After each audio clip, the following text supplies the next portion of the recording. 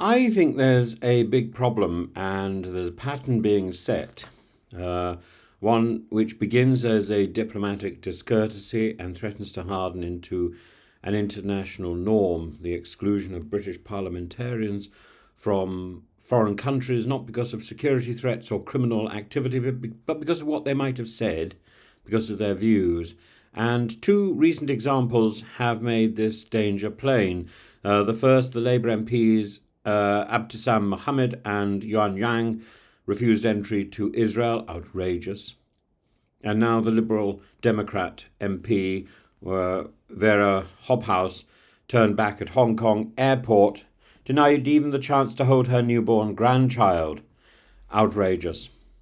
Both were acts of silent censorship and extraterritorial gatekeeping applied not to individuals but to the office they hold.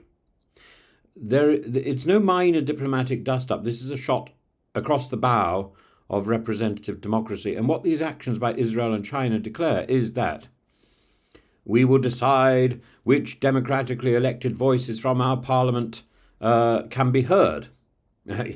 Whose vote? Who are the voters here? What are the views? It's irrelevant. It's a dangerous precedent because it allows foreign regimes to behave not merely as border controllers, but as editors of free parliamentary thought. And it moves from political grievance into personal reprisal. And these MPs are not individuals. They're part of an institution. And an MP is not just a traveller with opinions. They are in the act of travelling, bearing the office that they hold, a manifestation of British democracy. And whether one agrees with Vera Hobhouse's stance on Hong Kong or with Mohammed and Yang's comments about Gaza is entirely beside the point. To deny them entry on account of those views is not a rebuke to them, it's a rejection of the very principle that representatives speak for the people and people are allowed to think differently.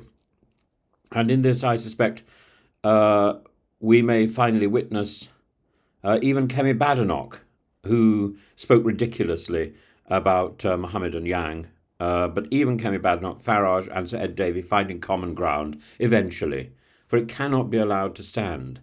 Not from Beijing, not from Jerusalem, not from anywhere. Vera Hobhouse was not travelling on a diplomatic mission, but a family visit.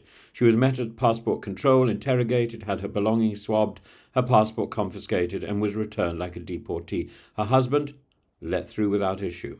The crime, membership in the Inter-Parliamentary Alliance on China, an organisation committed to peaceful pressure on Beijing over human rights. In other words, her views, not her actions, were her undoing. And to punish a grandmother for political criticism is not just petty, it's disgraceful. David Lammy has rightly called both incidents deeply concerning, but concerning is too soft a word.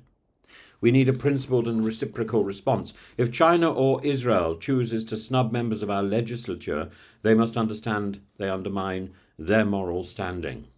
If these refusals become common, then future parliamentary delegations from any party will be at risk of politically motivated exclusion. This isn't about Vera Hobhouse or the Labour MPs alone. This is about all of us, about the integrity of Parliament, about our democracy, about what we can say, what we cannot say. And if we do not defend the right to travel, to speak, to represent our constituents abroad, to represent our views, even to unfriendly ears, then we concede that foreign governments may veto the British electorate, may veto journalism. That must never become the rule. We must ensure that it remains the exception, loudly contested, firmly rebuked, diplomatically answered.